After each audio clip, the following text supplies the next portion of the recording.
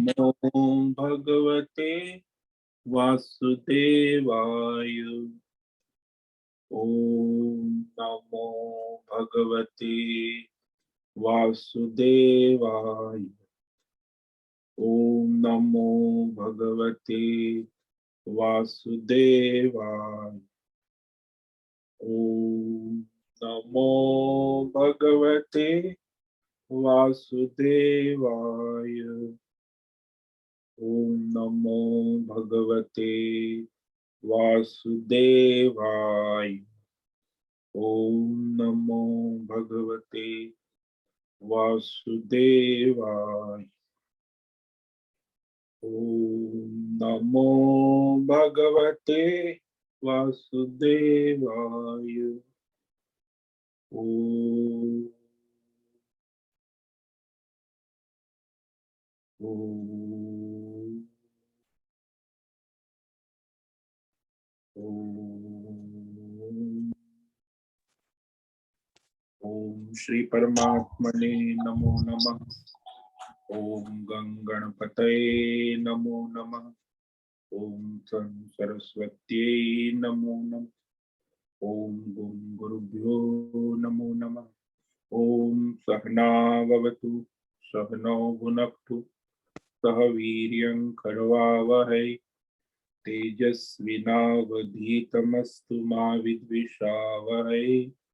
ओम शांति शांति शांति। सदाशिवसमारम्भां शंकराचार्यमध्यमाम् अस्मदाचार्यपर्यन्तां वन्दे गुरुपरम्पराम्। वन्दे गुरुपरम्पराम्। ओम पार्थाय प्रतिबोधितां भगवता नारायणेन स्वयं व्यासेन ग्रथितां पुराणम् मध्ये महाभारतम् अद्वैतामृतवर्षिणीं भगवतीम् अष्टादशाध्यायिनीम् अम्ब त्वामनुसन्दधामि भगवद्गीते भवद्वेषिणि। गीते भवद्वेषिणि। वसुदेवसुतं देवं कंसचाणूरमर्दनं देवकी परमानन्दं कृष्णं वन्दे जगद्गुरु। कृष्णं वन्दे जगद्गुरु। नमस्ते परमं ब्रह्म सच्चिदानन्दरूपाय निर्गुणाय नमस्तुभ्यं ओंकाराय नमो नमः। ओंकाराय नमो नमः।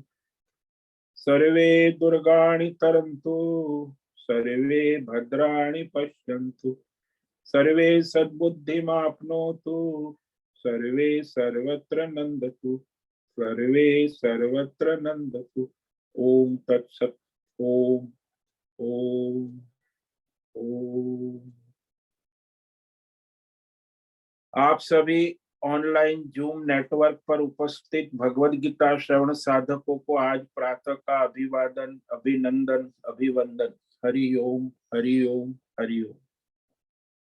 हम सबको आज का यह दिव्य दिन तन मन धन जन देश काल विषय वस्तु परिस्थिति अवस्थाएं अध्यात्म भौतिक दैविक क्षेत्र सभी को अपने अपने पूर्व में अनंत जन्मों में किए हुए संचित पाप पुण्य धर्म अधर्म मिश्र कर्मों के पके हुए फल स्वरूप में वर्तमान में आज अपने अपने प्रारब्ध अनुसार परमेश्वरीय अचिंत्य योग माया के माध्यम से प्रसाद स्वरूप में प्राप्त हुआ है।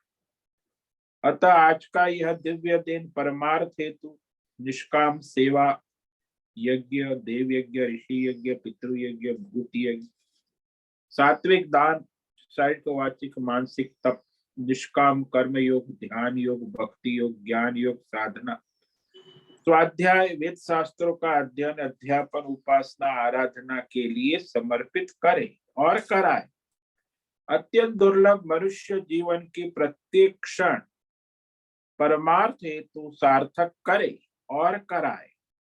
आज विक्रम संवत 2079 फाल्गुन मास कृष्ण पक्ष की अष्टमी तिथि देवी उपासना ये सायं 6:45 तक है। उसके बाद नवमी तिथि लग जाती है। आज है ज्येष्ठा नक्षत्र अभी सुबह 7:32 तक। उसके बाद पूर्व फाल्गुनी नक्षत्र लग जाता है। आज है बुधवार और यहाँ वसंत ऋतु चल रही है। रात्रि का न्यूनतम तापमान 16 डिग्री और दिन का अधिकतम तापमान 30 डिग्री रहा। वायु की गति 5-10 किलोमीटर प्रति घंटा चल रही है। और ईस्वी सन 2023 15 मार्च 2023 सुबह के 7 बजने वाले। कलयुग का प्रथम चरण 5247 वर्ष हो चुके हैं। 7वां वयोस्वत मनवंतर श्वेत वराह कल्प ब्रह्मा जी का 26वां दिन और 51वां वर्ष अभी चल रहा है।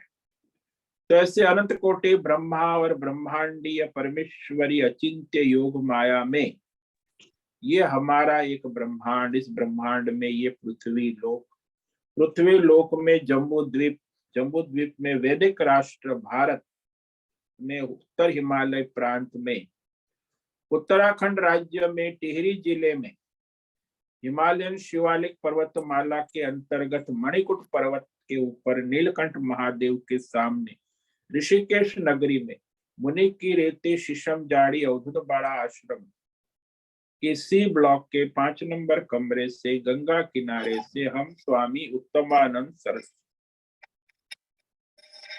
भगवद गीता के आचार्य शिष्य स्वामी चिन्मयानंद सरस्वती महाराज, कैवल्याद्वैत वेद व्यास भगवदपाद शंकराचार्य श्रृंगेरी संन्यास परंपरा से शिक्षित दीक्षित सनातन वैदिक भारतीय हिंदू धर्म अनुसार संपूर्ण भगवद गीता ज्ञान यज्ञ ऑनलाइन जूम नेटवर्क पर चैतन्य में जीवन लाइव प्रसारण के अंतर्गत व्याख्यान माला में अध्याय 18 मोक्ष संन्यास योग के श्लोक नंबर 56 पर संस्कृत एवं हिंदी में व्याख्यान करें। कृपया आप सभी श्रद्धा भक्ति ध्यान से परिपूर्ण होकर यह श्रवण साधना करें। दिव्य पवित्र सरल व्यवहारिक सटीक पूर्ण वर्ण अक्षर पद वाक्य पंक्ति अध्यायों की संगति संधि अन्वय शब्दार्थ वाक्यार्थ भावार्थ के रहस्यार्थ के यथार्थ तात्पर्य सहित वैदिक शास्त्र वेद व्यास साहित्य शंकर भाष्य एवं परंपरागत अष्ट सन्यासी आचार्यों की टीका टिप्पणी सहित आज का यह भगवद गीता व्याख्यान करेंगे। कृपया आप श्रद्धा भक्ति और ध्यान से परिपूर्ण होकर यह दिव्य श्रवण साधना करें और कराए। कुछ ग्रहण करें, धारण करें, जीवन में चरितार्थ करें, उसमें निरंतरता लाए। अपनी अपनी आध्यात्मिक भौतिक दैवी अशांति द्वंद्व मोह विक्षेप अशास्त्रीय अधार्मिक भ्रम भ्रांतियों से रहित होकर के अपने शरीर इंद्रिय प्राण मन वचन कर्म से एक रूप एकाग्र होकर के शुद्ध सात्विक सूक्ष्म वेद शास्त्र अनुसार आचार्य परंपरागत भगवत विवेक बुद्धि करें। पुनः पुनः इस व्याख्यान का श्रवण करें, मनन करें, चिंतन करें, चर्चा विचारणा करें, प्रचार प्रसार करें, लिंक भेजे, ग्रुप में शेयर करें, अपना और सबका परम कल्याण करे और कराए। ओम तत्सत। ओम ओम ओम।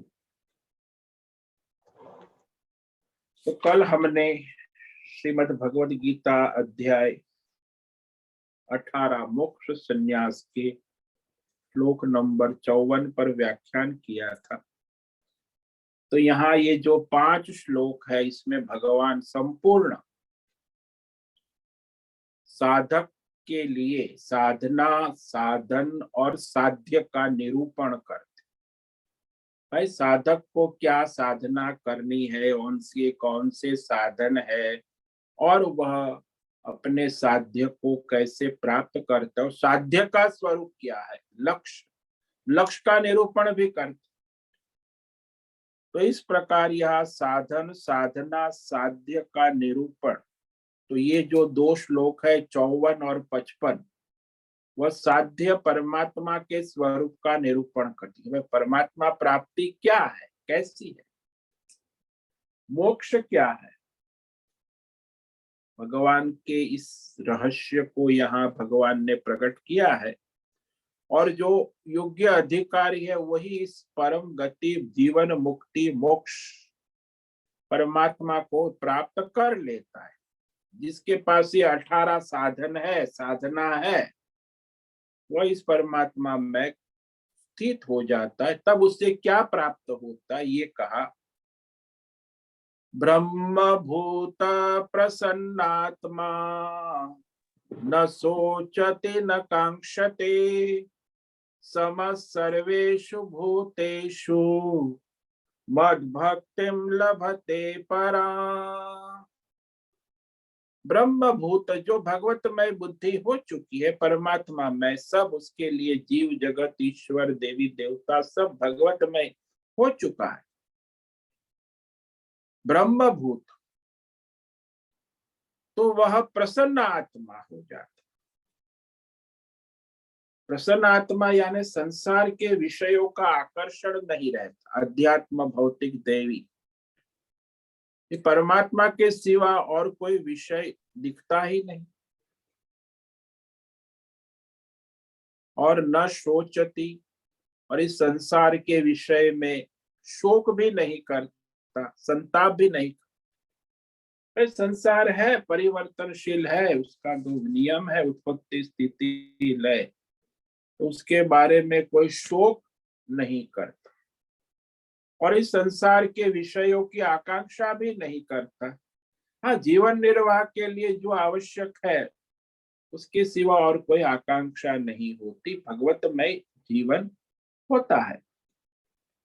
और सभी अध्यात्म भौतिक दैवी चीटी से लेके ब्रह्मा विष्णु महेश तक, ये 27 तत्वों की जो योग माया है, सब में सम पराम पश्य, वह समभाव से यानी भगवत भाव से वह जो परमार्थ को सिद्ध कर चुके हैं, वह योगी परम पराम मद भक्ति लभते, यानी मेरे परम स्वरूप को प्राप्त हो जाता है, परमात्मा स्वरूप को पा जाता है। तो पराम मद भक्ति यानी परमात्मा को प्राप्त हो जाना। तो उस तरह भगवतमय बुद्धि होने से फिर ये सांसारिक संकल्प विकल्प से रहित मन जो है शांत, तन पवित्र है, इंद्रिया संयमित है, वाणी सात्विक है, प्राण स्थिर है, और उसकी बुद्धि भगवतमय हो चुकी है, तो वह परमात्मा मय बुद्धि से युक्त है। तो नित्य भगवतमय होने से वह विशेष रूप से भगवान की भक्ति करते हैं। और भगवान ने कहा कि वह भक्त मुझे अत्यंत प्रिय है, जो तत्वज्ञानी है, अनन्य भक्त है, क्योंकि वो मेरे स्वरूप में स्थित हो चुका है। तो इस परम भक्ति यानी भगवत प्राप्ति, आत्म साक्षात्कार का रहस्य क्या है? अब ये रहस्य कह रहे हैं भगवान श्लोक नंबर 56 में, 55 में। ये श्लोक नंबर 55 जो है वह जीव का भगवतमय होने का रहस्य कह रहे हैं कि एकत्व हो जाता है तब उसकी क्या स्थिति होती, कि उसको और कुछ भगवत परमात्मा के सिवा और कुछ सूझता ही नहीं ना। एकत्व भाव है, जैसे वो प्रेमी प्रेमिका होते हैं, दोनों में एकत्व हो जाता है, तो फिर प्रेमी प्रेमिका दो नहीं रहते, एकत्व। ऐसे ही यहाँ जीव और ईश्वर परमेश्वर में कोई भेद नहीं रहता, जीव और ईश्वर परमेश्वर में एकत्व हो जाता। उस एकत्व का रहस्य भगवान कह रहे हैं इस श्लोक में, जिसको पराभक्ति कहते, भगवत प्राप्ति कहते, आत्म साक्षात्कार कहते, मोक्ष कहते, भगवतमय होना कहते, अपरोक्षानुभूति कहते हैं, जीवन मुक्ति कहते हैं, निर्वाण पद कहते, ये सब कितने पर्यायवाची शब्द है, असंख्य। सबका एक ही सार है कि वो भगवतमय बुद्धि हो जाती है। भक्त्या मामभिजानाति यावानश्चास्मि तत्वतः ततो मां तत्वतो ज्ञात्वा विशते तदनन्तरम्। भक्त्या माम अभिजानाति यावान यच अस्मि तत्वतः तत् माम तत्वतः ज्ञात्वा विशते तदनंतरम। तो ऐसी एकत्व रूपी भगवत भक्ति के द्वारा, भक्त्या अनन्य भक्ति हो गई ना, जीव और परमेश्वर एक, तो फिर वह माम अहम च यावान अस्मि तत्वत अभिजाना। अब वो एकत्व इतना हो गया कि परमात्मा को जैसा भगवान का स्वरूप है परमात्मा का, तो कहते मैं जो हूं, जितना हूं अध्यात्म भौतिक दैवी स्वरूप से, उतना तत्वतः, तत्वतः यथार्थ रूप से, पूर्ण रूप से जान लेता है। अभी जानात जो का, यानी परमात्मा तत्व का उसे साक्षात्कार हो जाता है। अभी जाना, यथार्थ रूप से उस तत्व को जानकर, ततः उसके बाद माम तत्वतः ज्ञात्वा, मुझ परमेश्वर को तत्वतः जानकर, कि सब भगवतमय है सारा संसार, तत्काल तदंतर विशते, मेरे स्वरूप को प्राप्त हो जाता है।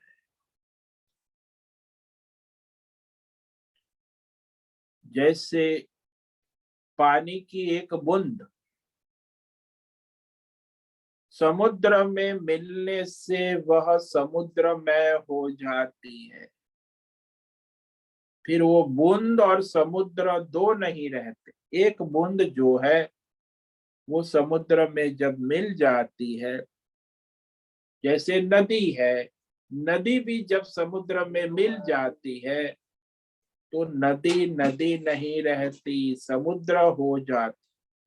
ऐसे जब जीव भगवतमय हो जाता है तो जीव जीव नहीं रहता, वो परमात्मा स्वरूप हो जाता है। तो ऐसे हमारे जो कई संत महापुरुष, शंकराचार्य है, विवेकानंद, दयानंद स्वामी है, ये सब जो शारदा माँ, मीरा, ये सब जो अमृतानंदमयी माँ है, ये सब परमात्मा स्वरूप हो जाते। अब ये जो मनुष्य है वास्तव में परमात्मा जो है तत्वतः जितना है, वह जीव जगत ईश्वर अध्यात्म भौतिक दैवी सभी रूप से एक रूप, एक रस हो जाता। क्योंकि यथार्थ परमात्मा को जानकर फिर उसे तत्काल कहा, तदंतरम विशते, यानी परमेश्वर में, भगवत में तत्व रूप एक रूप हो जाते। तो इसे एकत्व कहते हैं। परमात्मा का स्वरूप परमेश्वर की ये पराभक्ति कहा है ना। तो यहाँ भक्त्या शब्द है, परम, परमात्मा की अनन्य भक्ति। तो इस भक्ति के द्वारा उसने साधना की है, तो ये 18 साधन जिसने जीवन में चरितार्थ कर दिए, तो वो परमात्मा को जानने योग्य हो जाता है। और फिर वो परमात्मा जितना है, जो है, उतना भाई कौन है, कैसा है, जैसा है, जहां है, जो है, ये सब पूर्ण रूप से जो है जान लेते हैं।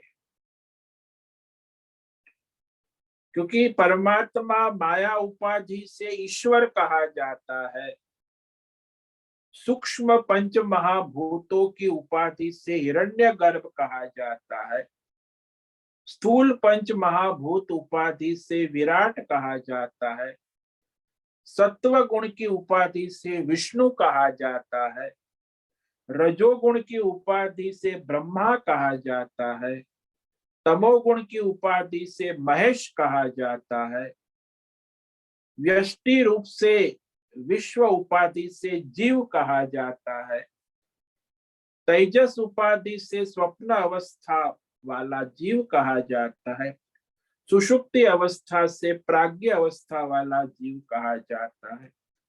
तो ये सारा जो है भिन्न भिन्न उपाधियां अनेक, वास्तव में सबकी उत्पत्ति स्थिति लय पुनः उत्पत्ति स्थिति लय उसी परमात्मा से ही होती है ना। सबका अंतर्यामी रूप से सबको नियंत्रण में रखते हैं,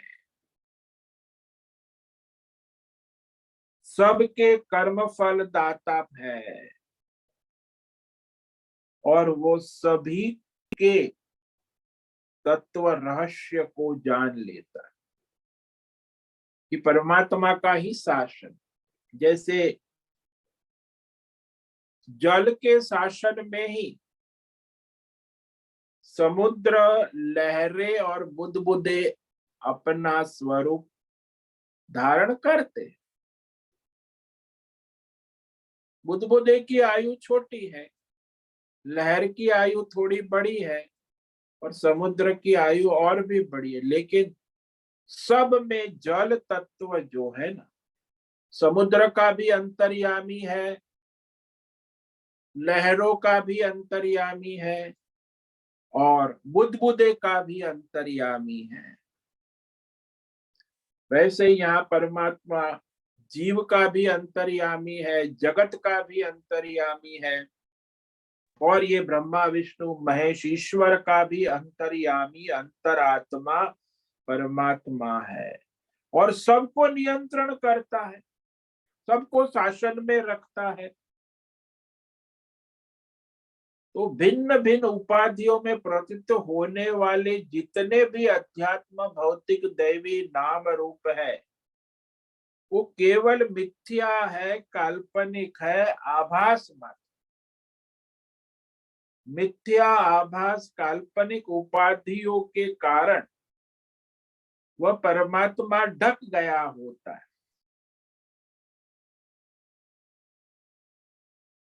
तत्वतः तो सारी जो उपाधियां है आध्यात्मिक भौतिक दैवी, उसके नाम रूप गुण को हटाकर देखे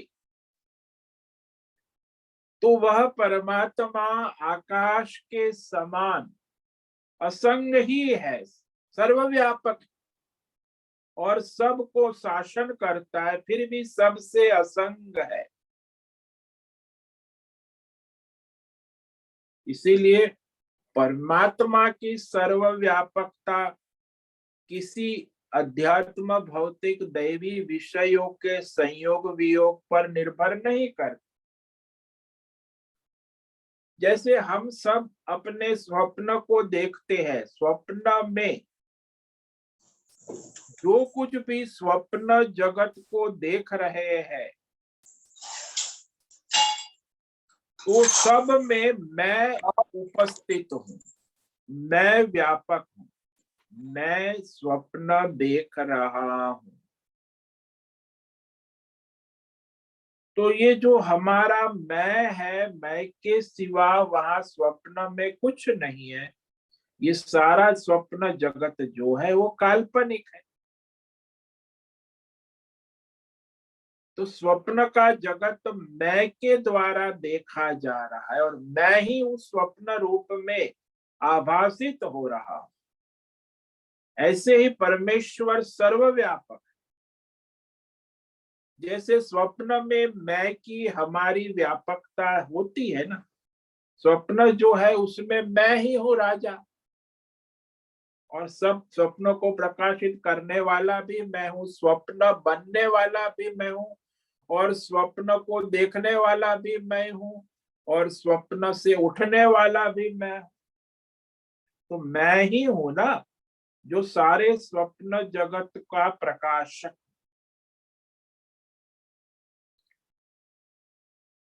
तो ठीक इसी प्रकार परमेश्वर की सर्वव्यापकता सभी अध्यात्म भौतिक दैवी देश काल विषय में व्यापकता को लेकर देखा जाए तो वह परमात्मा ही है व्यापक।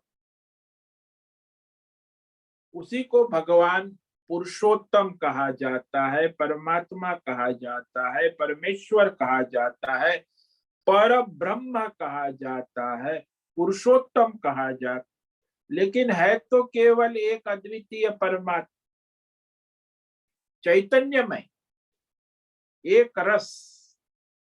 तो उसका स्वरूप जो है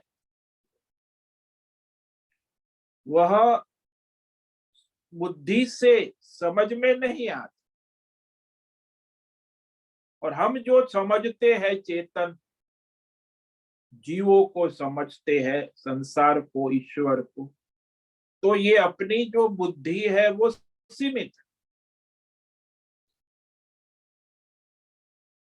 तो हम जिसको जीव समझते हैं, चेतन समझते हैं, वो सारे जीव जन्म मरण उपाधि वाले हैं।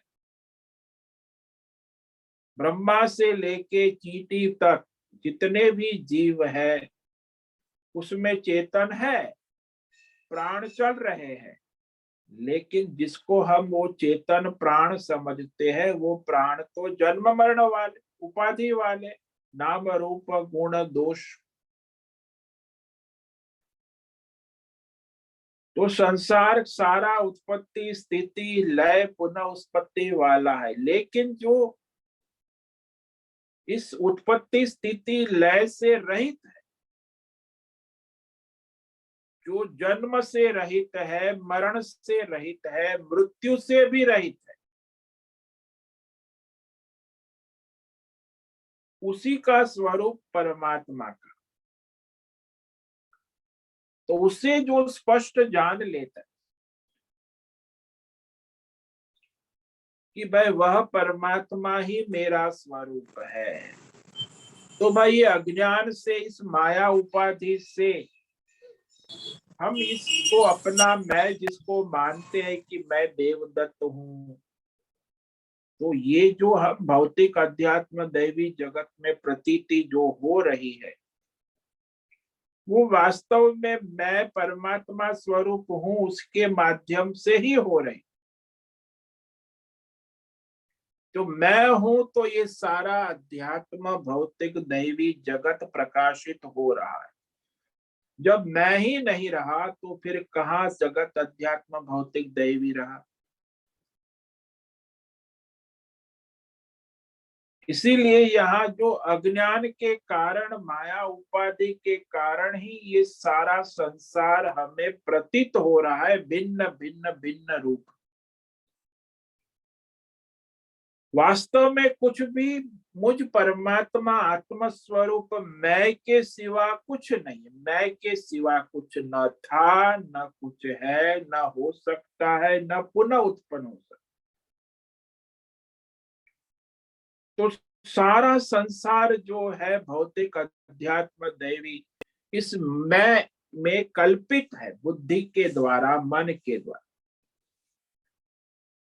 तो इस मैं परमात्मा स्वरूप हूं वही नित्य सत्य है, और मैं सनातन परमात्मा हूं। माम य च यावान अस्मि तत्वत अभिजान। तो इस प्रकार सभी रूपों से परमात्मा जो है जितना है वैसा ठीक यथार्थ पूर्ण तत्व रूप से अच्छी तरह जान लेता है, तो वह सब परमात्मा में ही है। जैसे सारे गहने हैं, सारे सुवर्णमय है, तो गहने तो केवल आभास, कल्पना, भ्रम मात्र है। गहने का वास्तविक स्वरूप सुवर्ण तत्व ही है। ऐसे ये अध्यात्म, भौतिक, दैवी ये केवल कल्पना मात्र है, भ्रम मात्र है, माया से प्रतीत होता है। ये सब जो प्रतीत हो रहा है वो सारा कल्पित है, बुद्धि कल्पित, माया कल्पित, भौतिक, अध्यात्म दैव। वास्तव में एक ही परमात्मा नित्य है, और उसी को सनातन, हमारा सनातन धर्म जो है ना, वो इसी परमात्मा के साथ एक रूप, एक रस है। केवल परमात्मा ही सनातन धर्म है, बाकी सब उत्पत्ति, स्थिति, लय मायामय है ना। इसीलिए हमारा जो सनातन हिंदू धर्म है वो सनातन ही रहेगा। बाकी दूसरे पहले धर्म नहीं थे, फिर आए, फिर गए, फिर कितने आए गए, अभी भी और हजारों आएंगे जाएंगे, लेकिन सनातन परमात्मा तो सनातन ही है ना। तो उस परमात्मा तत्व को जानकर, ततो माम तत्वत ज्ञात्वा, तो उस अपनी निष्काम योग साधना के द्वारा वह उस परमात्मा तत्व को जानता है। कैसे? बोले भौतिक, अध्यात्म, दैविक, माया उपाधियों का निराकरण करके कार्य कारण जगत का अधिष्ठान जो मूल आधार है, उसका विवेक ज्ञान जिसको हो गया है, उसे तत्व ज्ञान हो गया है।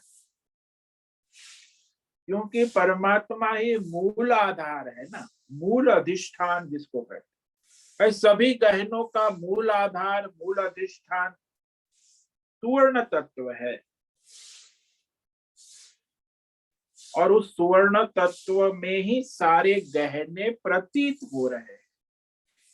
गहने का कोई अपना व्यक्तिगत जीवन नहीं है, प्रतीति मात्र है। ऐसे ये अध्यात्म, भौतिक, दैवी, मायामय जगत है, उसका अपना कोई अस्तित्व नहीं है, वो प्रतीति है। वो भी परमात्मा के स्वरूप के ऊपर विशते तदनंतरम। तो वह यदि परमात्मा तत्व को जान लेता है, तो फिर वह इस सारे अध्यात्म, भौतिक, दैवी, मायामय संसार से उपराम हो जाता है। विशते कहा, तत्व तक प्रवेश कर जाता है, यानी तत्व को जान लेता है। और तत्व ज्ञान के बाद प्रवेश में कोई अंतर नहीं है, इसीलिए कहा अनंतरम। संसार के भौतिक, अध्यात्म, दैव विषय को जानकर हम उसका उपयोग अलग अलग करते, यहाँ कुछ अलग नहीं। जीवात्मा परमात्मा होने से हमेशा ही मानो एक रूप, एक रस प्रविष्ट है, इसमें प्रवेश नहीं है। भाई सुवर्ण का गहने में प्रवेश नहीं होता, वो तो गहना सुवर्ण है। तो भाई सोना प्रविष्ट करता है गहनों में, और गहने सोने में प्रवेश करते, ऐसा हम नहीं कह सकते। न गहनों में सोने का प्रवेश है, न सोने में गहने का प्रवेश, वो तो सुवर्ण ही है। इसलिए न तो संसार का परमात्मा में प्रवेश है, न परमात्मा का संसार में प्रवेश है, वो तो सब परमात्मा ही है। यहाँ प्रवेश नाम की कोई चीज नहीं है। एकत्व को प्रवेश के रूप में कहा जाता है,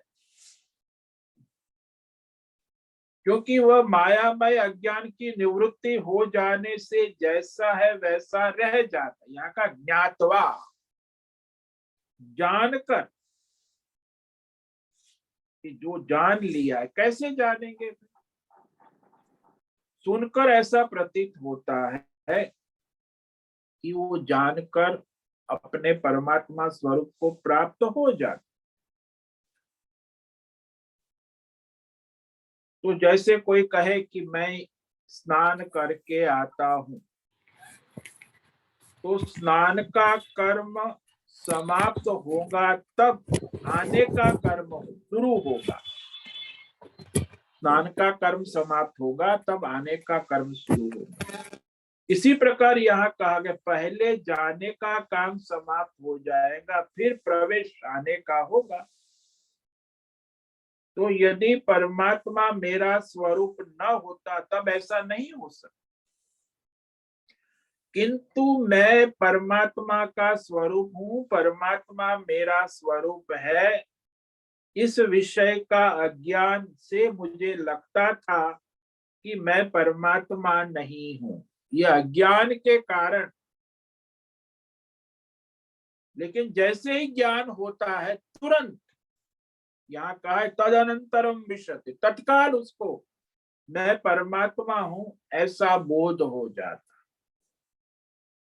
जिस प्रकार हम दृष्टांत ले कि वह कर्ण जो था उसको सारथी पुत्र सूत पुत्र कहते थे सब लोग। वह सूत पुत्र है, सारथी का बेटा है, क्षुद्र है, उसके साथ वैसा ही व्यवहार भी होता था। कर्ण को भी स्वयं ऐसा लगता था कि मैं सूत पुत्र हूं, क्षुद्र हूं, सारथी पुत्र हूं, मैं क्षत्रिय नहीं हूं। लेकिन उसमें सारे क्षत्रिय के गुण थे। लेकिन जब कुंती ने आके कहा कि तुम मेरे बेटे हो, कुंती का पुत्र, वो भी सूर्य पुत्र, तो उसे तत्काल ज्ञान हो गया। लेकिन इतने साल तक वो अपने को सूत पुत्र समझता था, सारथी क्षुद्र समझता था। लेकिन जैसे ही माता कुंती ने कहा, उसे बोध हो गया कि मैं क्षुद्र सारथी सूत पुत्र नहीं हूं, मैं सूर्य पुत्र क्षत्रिय हूं। ये तत्व ज्ञान कैसे हुआ? माता कुंती के शब्द से हुआ, बोध हुआ। और ज्ञान होते ही वो तत्काल क्षत्रिय हो गया। अब तक वो शूद्र था, लेकिन माता कुंती के उपशब्दों ने, वाक्य ने उसे बोध करा दिया कि वो शूद्र नहीं है, वो क्षत्रिय है।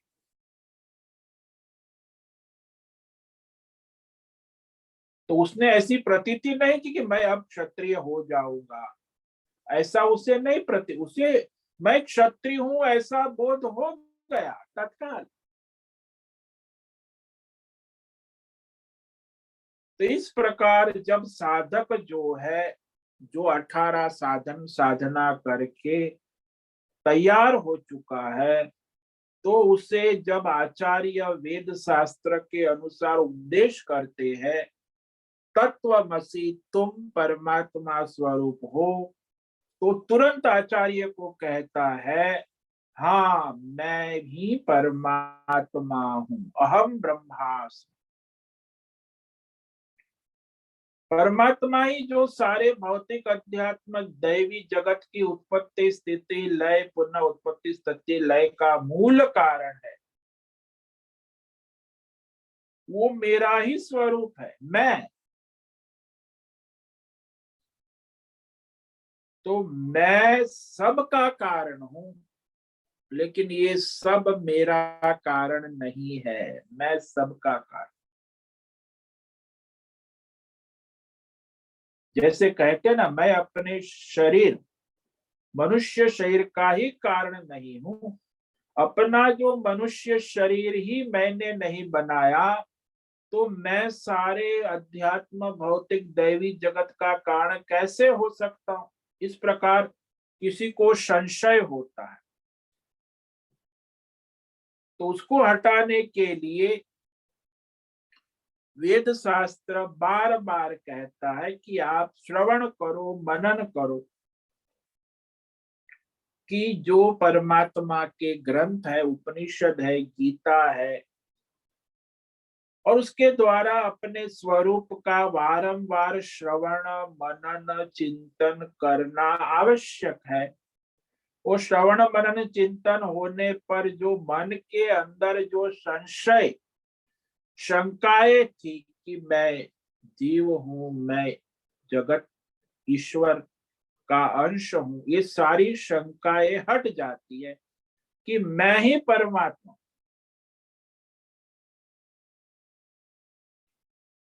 तो आचार्य के द्वारा जब उपदेश दिया जाता है तत्व ज्ञान, वह वाक्य से ही हो जाता है कि तुम परमात्मा हो, और उसे योग्य अधिकारी है, उसे तत्काल बोध हो जाता है कि मैं ही परमात्मा हूं, उसमें स्थिर हो जाते, फिर उसमें कोई संशय विपर्य नहीं रहता। तो अज्ञान जो है वो हट जाता है। इसीलिए कहा ना, जैसे कमरे में अंधेरा है तो हम स्विच ऑन करते हैं तो धीरे धीरे अंधेरा जाता है? नहीं, जो ही कमरे में स्विच ऑन की कि कमरे का अंधेरा तत्काल दूर हो जाता है और प्रकाश प्रकाश फैल जाता है।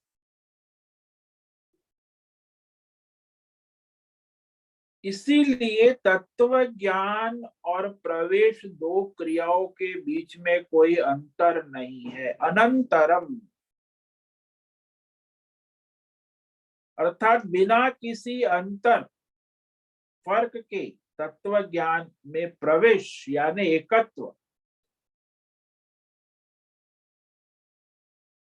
और वह एकत्व ज्ञान में निरंतर बना रहता है।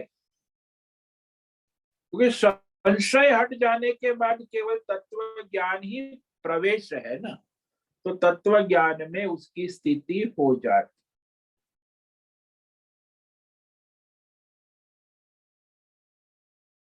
अब वह जो तत्व ज्ञान जिसको हो गया है, परम निष्ठा, तो यहाँ आचार्य एक शंका कहते हैं कि यह कहा क्या जा रहा है कि तत्व ज्ञान की परम निष्ठा होती है तब उसमें परम ज्ञान होता है। भाई, तत्व ज्ञान की निष्ठा के बाद ज्ञान होता है। निष्ठा नहीं है तो वो संसार की निष्ठा उसकी है ही, अध्यात्म भौतिक जगत की निष्ठा। तो तत्व ज्ञान परमात्मा में परम निष्ठा होने के बाद ही उसे परम ज्ञान तत्व ज्ञान होता है। यदि निष्ठा नहीं है तो उसकी बदलती रहेगी कि परमात्मा, परमात्मा भी हूँ, मैं जीव भी हूँ, मैं देवी देवताओं का सेवक भी हूँ, मैं ईश्वर का अंश भी हूँ, तो ऐसे संशय उत्पन्न होते रहेंगे। इसलिए कहा यहाँ कि जब मनुष्य यह विवेक करता है कि जैसे हमने घड़े को जाना तो घड़े का ज्ञान हो गया, फिर आप घड़े को 1 घंटे 2 घंटे ये घड़ा है, ये घड़ा है, जप करो, ध्यान करो, देखते रहो, घट ज्ञान जो है वह तो वही बना रहेगा। ज्ञान तो एक बार हो जाता है, फिर ज्ञान निष्ठा को भगवान अलग कैसे कहें? भाई ज्ञान तो एक ही बार होता है, भाई ये घड़ा है, फिर वो तो पता चल जाता है, तो विषय ज्ञान तो हो जाता है। भगवान यहाँ ज्ञान निष्ठा से जो मुझे जानता है, ज्ञान से नहीं जानता। मैं सबको शब्द ज्ञान हो जाता है, आपने भी सुना, आपको भी ज्ञान हो जाता है। तो भगवान यहाँ विशेष कह रहे हैं कि ज्ञान निष्ठा से मुझे जानता है, केवल शब्द ज्ञान से नहीं जानता। यदि शब्द ज्ञान से नहीं जानता तो ज्ञान निष्ठा से कैसे जानेगा? इसीलिए ज्ञान निष्ठा का घुमा फिरा कर अर्थ यही है कि वह शब्द ज्ञान से नहीं जानता तो ज्ञान निष्ठा से कैसे जानेगा?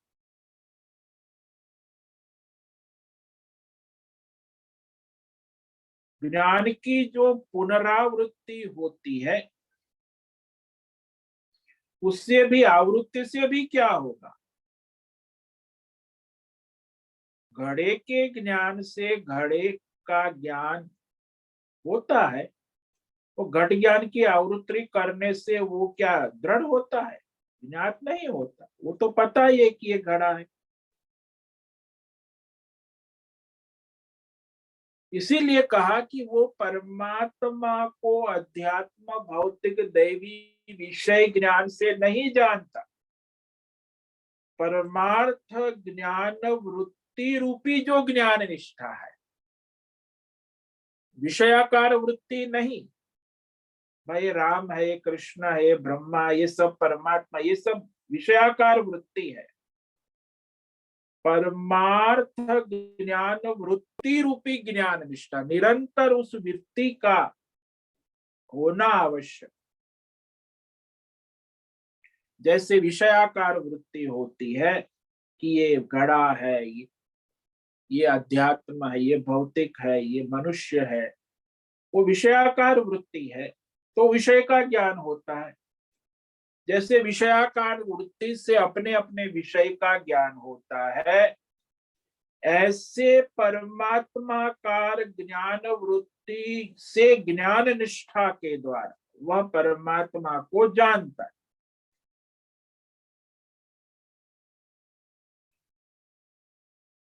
इसीलिए यहाँ यह विवेक करना आवश्यक है। इस विषय पर हम कल विचार करेंगे कि वह ज्ञान निष्ठा और परमात्मा ज्ञान वृत्ति को बना के रखना वो कैसे हो। केवल शब्द ज्ञान से तो कुछ होता नहीं है ना, शब्द तो सब बोलते हैं, लेकिन उसकी अनुभूति कैसे होगी? तो वह शब्द ज्ञान को पकना पड़ता है ना। वो कैसे पकता है, तभी वो सार्थक होता है। तो वृत्ति जो है, भगवत आकार वृत्ति को बनाने के लिए भक्ति शब्द का प्रयोग किया है। इस पर हम कल विचार करेंगे। तो आज जो है ये भगवत प्राप्ति होने के बाद वह तत्काल ही भगवतमय हो जाते। इस श्लोक को संक्षेप में कह देते हैं। भक्त्या मामभिजानाति यावानश्चास्मि तत्वतः ततो माम तत्वतो ज्ञात्वा विशते तदनंतरम। तो वह अनन्य एकत्व रूपी परमार्थ भक्ति के द्वारा, तत्व ज्ञान के द्वारा, माम अहम च यावान अस्मि, मैं परमात्मा जो हूं, तत्वत जितना हूं, परिपूर्ण रूप से तत्वत जान लेते हैं, पूर्ण तत्व से जान लेते। और उस पूर्ण परमात्मा को जान लेने पर वह कहते हैं माम तत्वत ज्ञात्वा तदनंतरम, मेरे स्वरूप को तत्काल ही प्राप्त हो जाता, यानी एक रूप हो जाता है। तो यह जैसे नदी समुद्र को मिलकर समुद्र हो जाती है, और जैसे वह घटाकाश घड़ा फूटने से महाकाश हो जाता है, वैसे ही जीव परमात्मा स्वरूप तत्काल हो जाता है। ओम नमो नारायणाय, ओम नमो नारायणाय, ओम नमो नारायणाय, ओम नमो नारायणाय, ओम नमो नारायणाय। कायेन वाचा मनसेन्द्रियैर्वा बुद्ध्यात्मना वा प्रकृते स्वभावात् करोमि यद्यत् सकलं परस्मै नारायणायेति समर्पयामि, नारायणायेति समर्पयामि। ओम सर्वे भवन्तु सुखिनः, सर्वे सन्तु निरामयाः, सर्वे भद्राणि पश्यन्तु, मा कश्चित् दुःखमाप्नुयात्। अस्तु मा सद्गमय, तमसो मा ज्योतिर्गमय, मृत्योर्मा मृतंगमय। ओम पूर्णमद पूर्णमिदं पूर्णात् पूर्णमुदच्यते पूर्णस्य पूर्णमादाय पूर्णमेवावशिष्यते। ओम शांति शांति शांति। शंकरं शंकराचार्यं केशवं बादरायणं सूत्र भाष्य कृतौ वंदे भगवन्तौ पुनः पुनः। ईश्वरो गुरुरात्मेति मूर्ति भेद विभागिने व्योमवद्व्याप्तदेहाय दक्षिणामूर्तये नमो नमः। ओम गुरुभ्यो नमो नमः। ओम तत्सत् ब्रह्मार्पणमस्तु। ओम ओम ओम।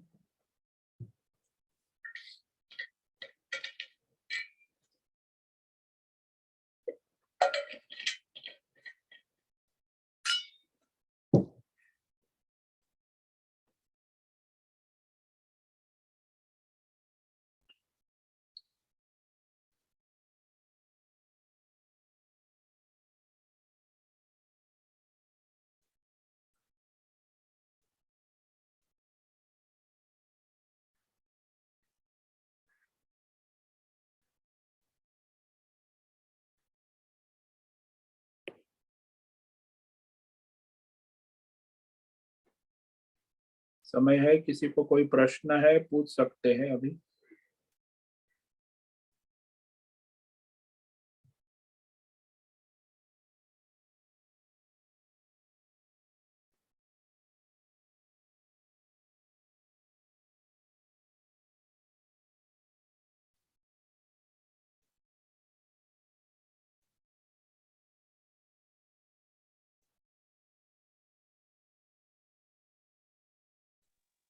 ओम नमो नारायण स्वामी जी। ओम नमो नारायण। स्वामी जी अभी थोड़ा कंफ्यूजन ऐसा है कि अभी आपने बताया कि परमात्मा तत्व ही मतलब ये पूरी सृष्टि का सर्जन करते हैं, स्थिति लय सब परमात्मा के द्वारा ही हो रहा है। और एक बाजू हम सुनते हैं कि परमात्मा असंग है, वो कुछ करता ही नहीं है। तो ये कुछ समझ में नहीं आ रहा है ये दो चीजें। देखो, साक्षी दृष्टा है ना। जैसे आपके यहाँ बिजली करंट आ रहा है, तो बिजली करंट जो है वो कुछ नहीं करता है, वो प्रकाशित कर रहा है आपके कमरे के पंखे, ट्यूबलाइट, बल्ब, इलेक्ट्रिकल, इलेक्ट्रॉनिक सब इंस्ट्रूमेंट को। तो उसी के बिजली के करंट के प्रकाश में ही तो आपके कमरे में सारे साधन, पंखा फिर रहा है, बल्ब प्रकाशित हो रहा है, हीटर गर्म हो रहा है, मोबाइल चल रहा है, टीवी चल रहा है, फ्रिज चल रहा है, सब।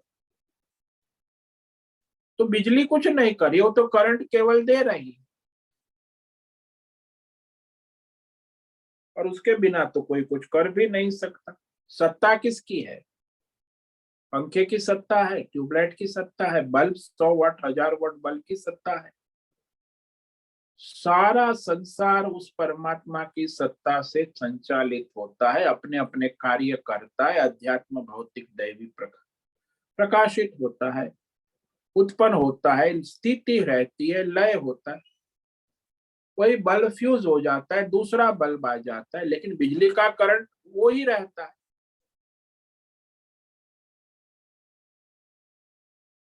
इसीलिए परमात्मा कुछ नहीं करता है और सब कुछ वही करता है, ऐसा भी कह सकते। इसमें विरोधाभास तो है, लेकिन वास्तविक तो यही है कि परमात्मा कुछ नहीं करता है और वही सब कुछ करता है।